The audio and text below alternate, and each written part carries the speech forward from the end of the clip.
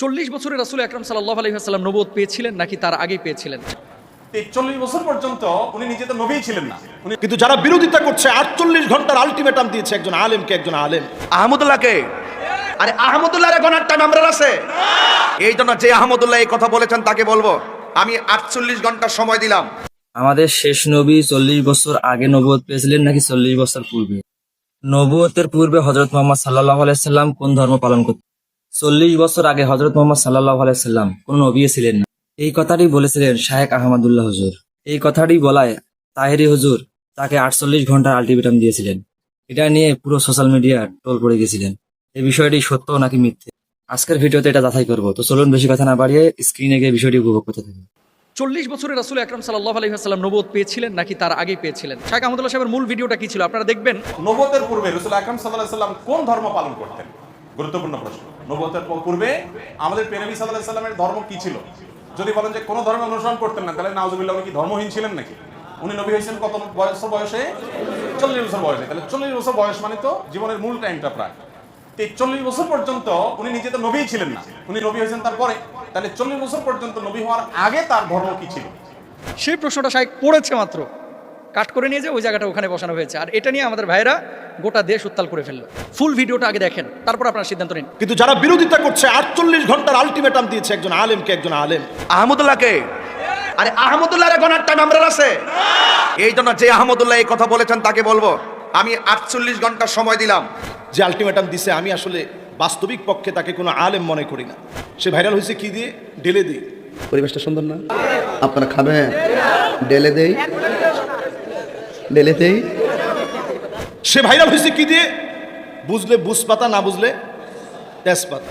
বুঝলে বুঝপাতা, না বুঝলে। এখন আর চা খাই না, কফি খাই। আগে চা খেতাম, এখন কফি খাই। উদ্ভট কিছু জিকির করে যেগুলো জিকিরের সংজ্ঞায় পড়ে না। আমি কত ভালোবাসি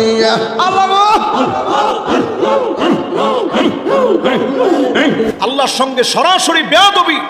আল্লাহর দমেরা সুলকি দিয়া গেলেন আল্লাহ গায়েব হইয়া রাসূলের ধন খাজা পাইয়া শুইয়া আছে আজ মিলে কেউ ফিরে না খালি হাতে খাজা তোমার। মাহফিলে বসে তার স্ত্রী কল দিয়েছে, ওইখানে বসে সে কল দিয়ে বলতেছে, কল ধরে, দেখছেন কিরকম দিলাম। এই শোনো, আমি ওয়াজে আছি, বুঝছো? Thank you very much. তোমার যন্ত্রণাটা কেমন দিলাম।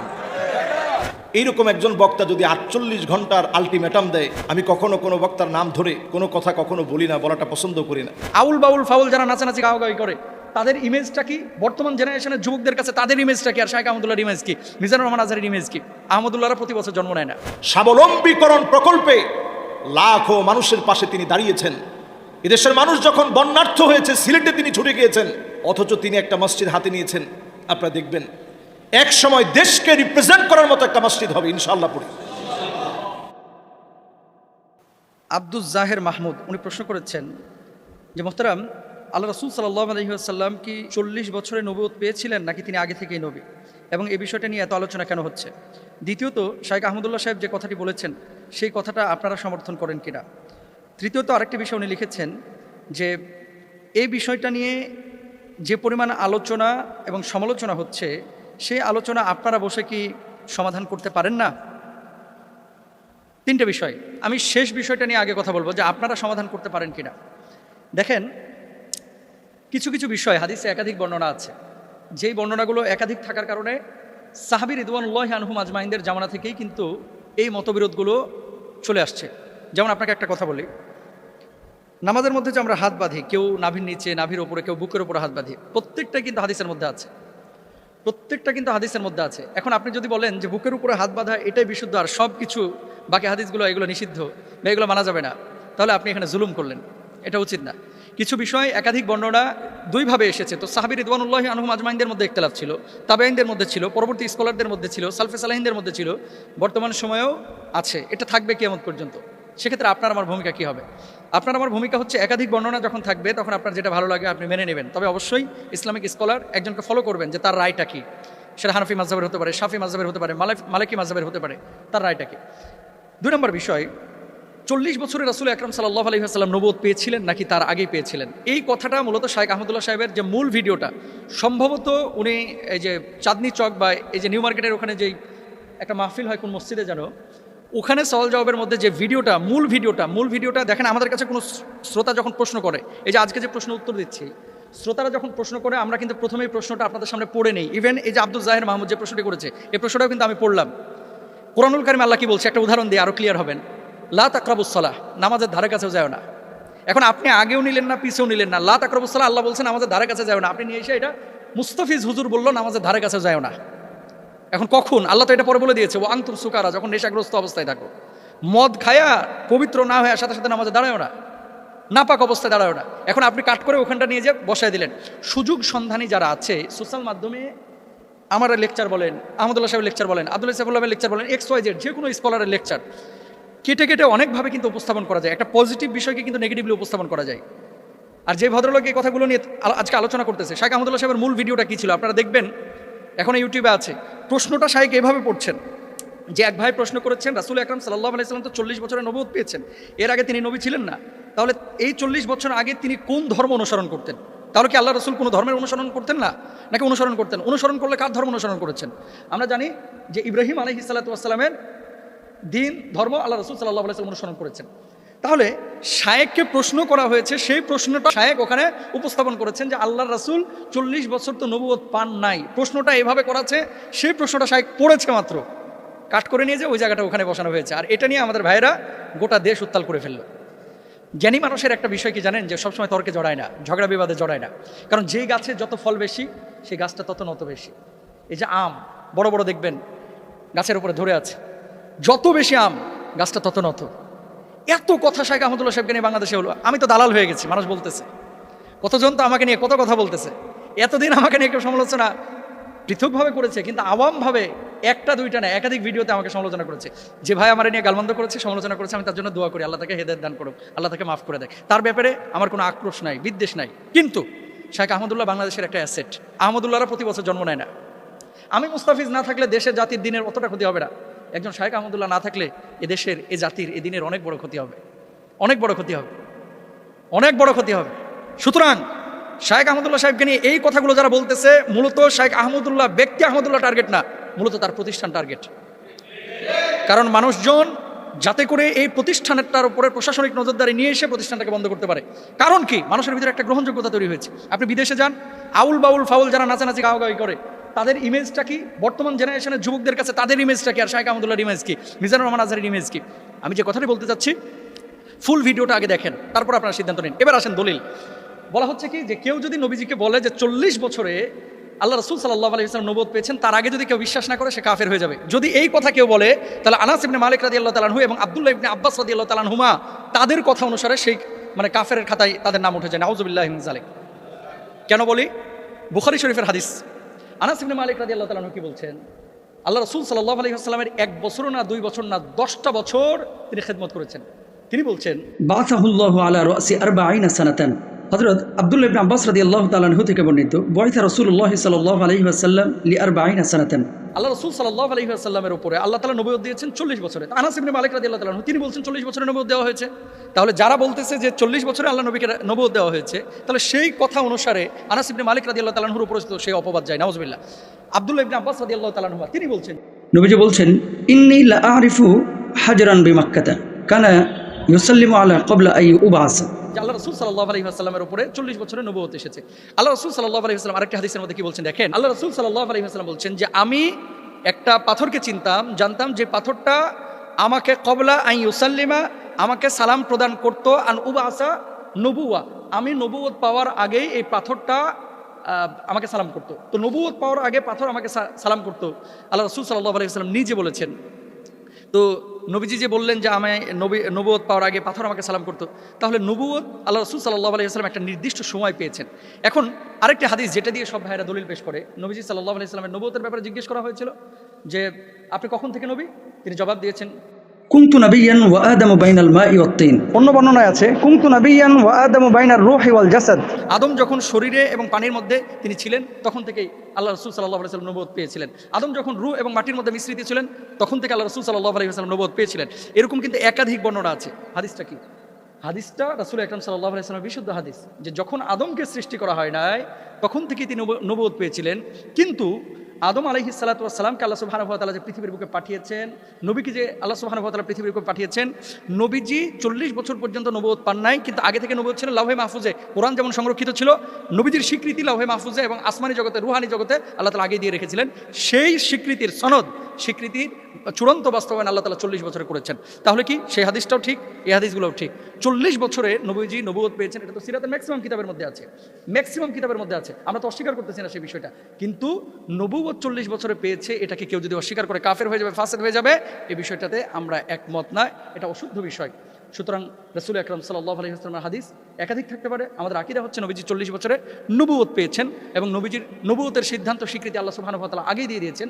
কিন্তু এটা নিয়ে বাড়াবাড়ি, ছাড়াছাড়ি, মারামারি, আর মূলত যদি উদ্দেশ্য হয়ে থাকে শাইখ আহমদুল্লাহকে দমন করা, এই উদ্দেশ্যটা আসলে সফল হবে না। আল্লাহ তাআলা চক্রান্তকারীদের চক্রান্তকে নস্যাৎ করুক, সবাই বলেন আমিন। আল্লাহ সুবহানাহু ওয়া তাআলা আমাদেরকে বুঝার তৌফিক দান করুন। আপনারা অনেকেই দেখছেন সোশ্যাল মিডিয়াতে এখন টক অফ দ্য কান্ট্রি হচ্ছে নবী করিম সাল্লাল্লাহু আলাইহি ওয়াসাল্লাম নবুয়ত লাভ করেছেন 40 বৎসরে। এই নবুয়তের আগের জীবন এবং 40 বছরের পরের জীবন শাইখ আহমদুল্লাহ হাফিজাহুল্লাহ আমাদের একেবারে বন্ধু মানুষ, কাছের মানুষ, একসাথে চলা মানুষ। উনি ওনার বক্তব্যে কোনো ভুল করছেন বলে আমার কাছে মনে হয় না। নবী করিম সাল্লাল্লাহু আলাইহি ওয়াসাল্লামকে নবুয়তি আল্লাহ দান করেছেন কত বছরে? 40 বছর বয়সে আল্লাহ রাব্বুল আলামিন নবুয়তি দান করেছেন। এই নবুয়তির পুরো চ্যাপ্টারটা আল্লাহ রাব্বুল আলামিন ভাগ করেছেন 2 ভাগে। একটা হচ্ছে হাকিকাতান, আর একটা হচ্ছে হুকমান।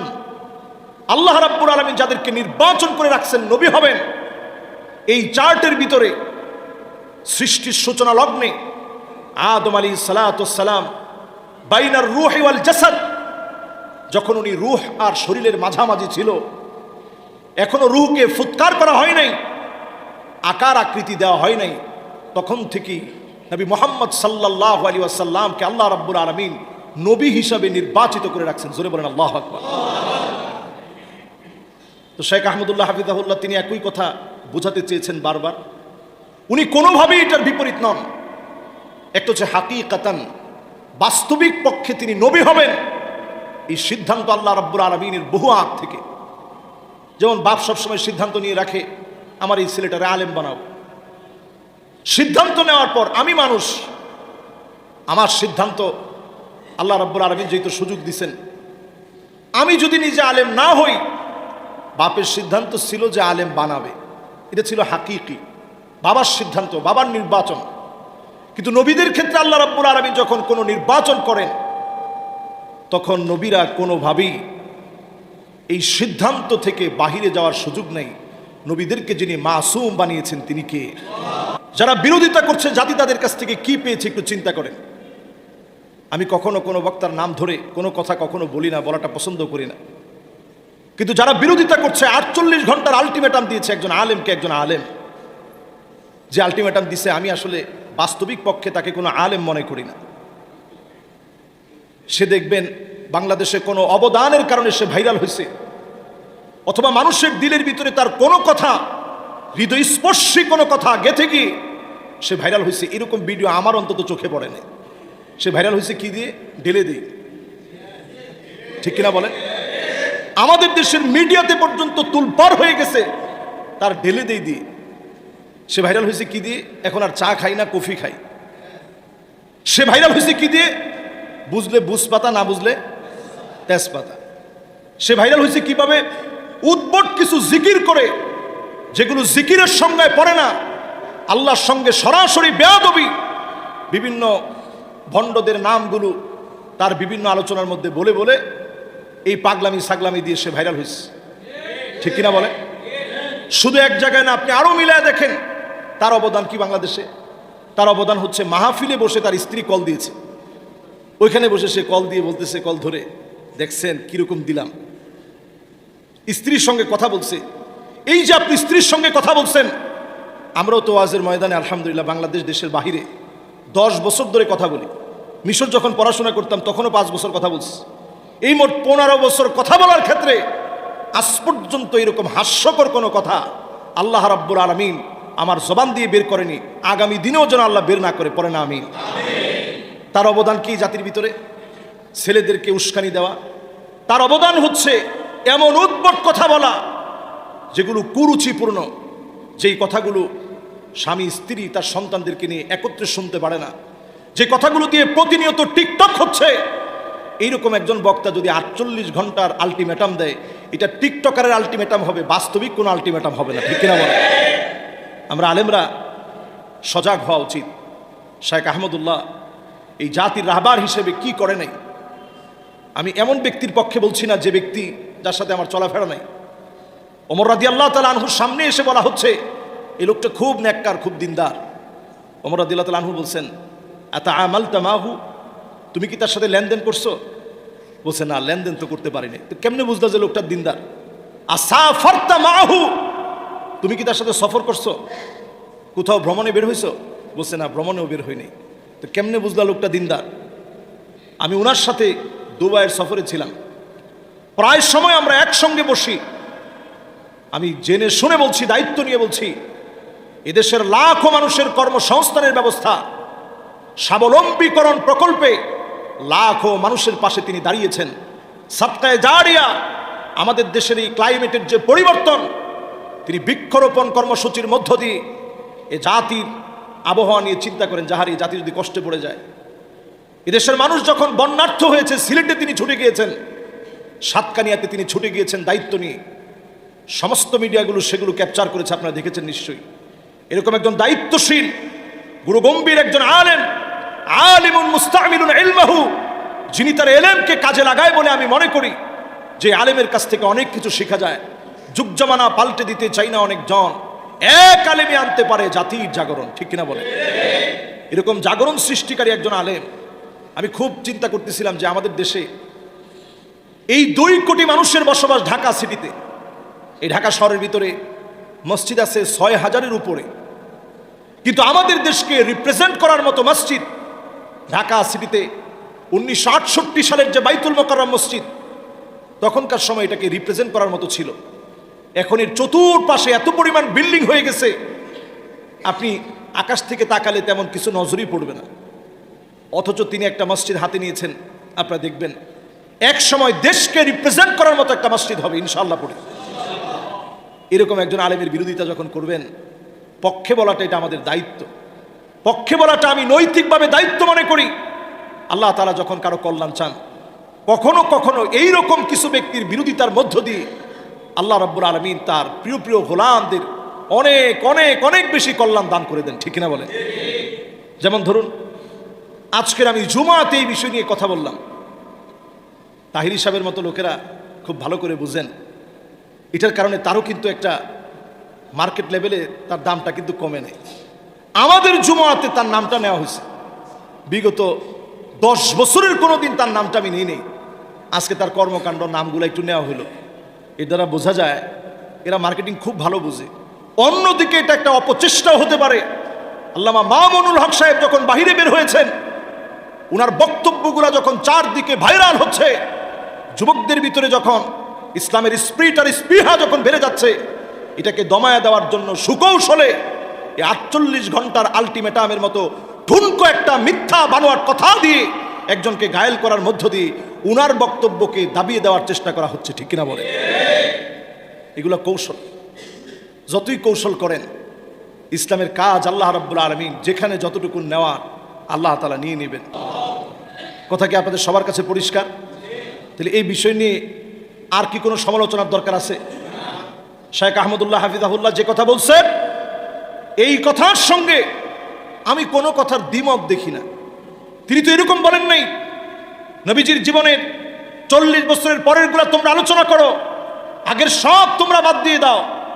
আগের সেই নবীজির 40 বছরের আগের কোনো ইতিহাস বলা দরকার নেই, সেগুলো চর্চা করা দরকার নেই, সেগুলো আমলে আনা দরকার নেই, এমন কোনো একটা কথা তিনি বলেন নাই। তিনি যা বলছেন, ইবনে আব্বাস রাদিয়াল্লাহু তাআলা আনহুর হাদিস তা বলছে নবী সাল্লাল্লাহু আলাইহি সাল্লাম নিজেও হাদিসের মধ্যে তা বলছেন, সব জায়গায় প্রমাণিত সত্য। 40 বছর আল্লাহ ওহী নাজিল করছেন, 13 বছর তিনি মক্কায় কাটালেন, 10 বছর তিনি মদিনায় কাটালেন, 63 বছরের জিন্দেগি পার করলেন, নবুয়তের পুরো দায়িত্ব পালন করলেন। উম্মতের জন্য শ্রেষ্ঠ নিদর্শন কোরআন আর সুন্নাহ তিনি রেখে গেলেন। পড়েন আল্লাহু আকবার। আমাদের কাজ কি? এই কোরআন আর সুন্নাহ নিয়ে থাকা। আল্লাহ যেন আমাদেরকে তৌফিক দান করেন। পড়েন আমিন। নবুয়তের পূর্বে রাসূল আকরাম সাল্লাল্লাহু আলাইহি সাল্লাম কোন ধর্ম পালন করতেন? গুরুত্বপূর্ণ প্রশ্ন। নবুয়তের পূর্বে আমাদের প্রিয় নবী সাল্লাল্লাহু আলাইহি সাল্লামের ধর্ম কি ছিল?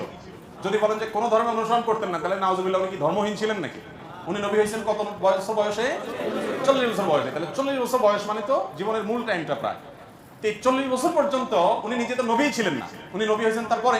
তাহলে 40 বছর পর্যন্ত নবী হওয়ার আগে তার ধর্ম কি ছিল?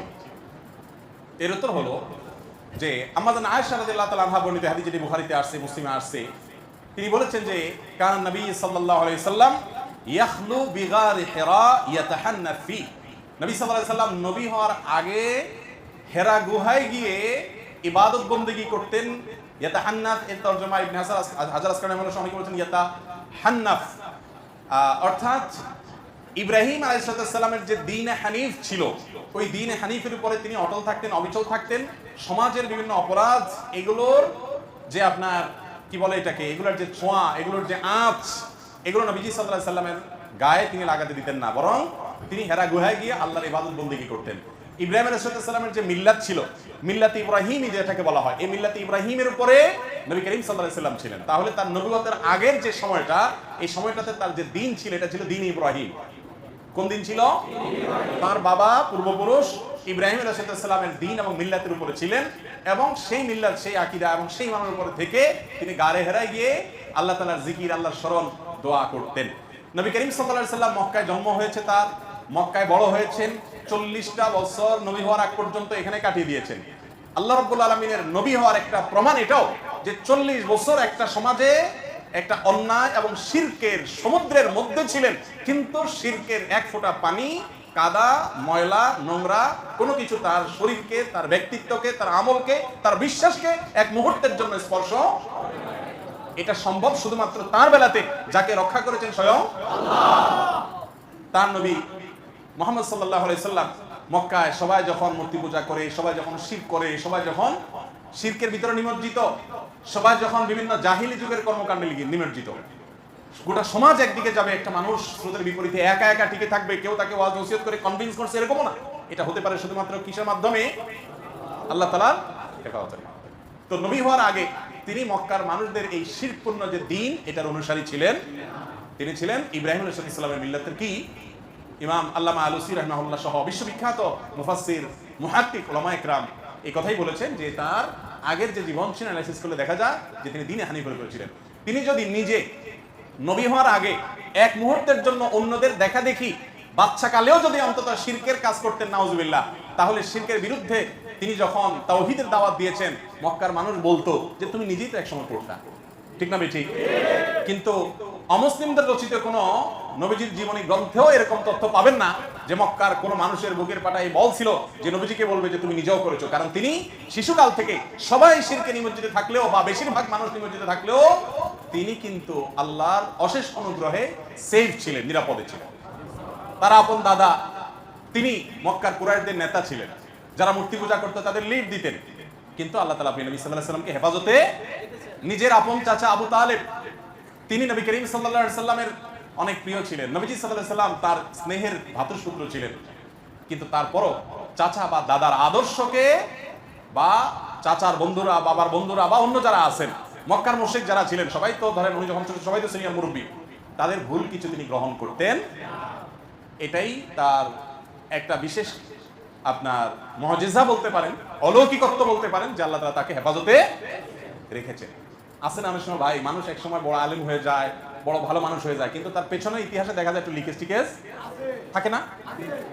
মানুষটা ভালো, কিন্তু এককালে হয়তো এই কাজটা করছে, এই কথাটা বলছে, সে নিজেও এটার জন্য লজ্জিত, এখন কিন্তু বলে ফেলছে, তখন বুঝে নেই।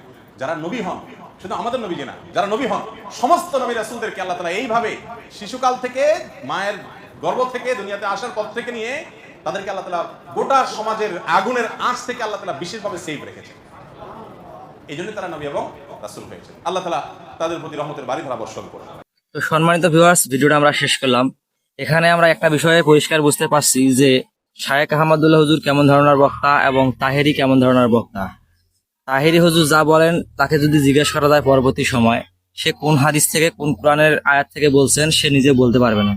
আর শায়েখ আহমদুল্লাহ হুজুর কোরআনের এবং হাদিসে স্পষ্টভাবে আয়াত উল্লেখ করতে পারবে, এবং এরকম একটা লোককে কেউ যদি সতর্ক করে যে আপনার 24 ঘন্টা সময় দেওয়া হলো, 48 ঘন্টা সময় দেওয়া হলো, তাহলে বিষয়টা কেমন হয়ে গেল।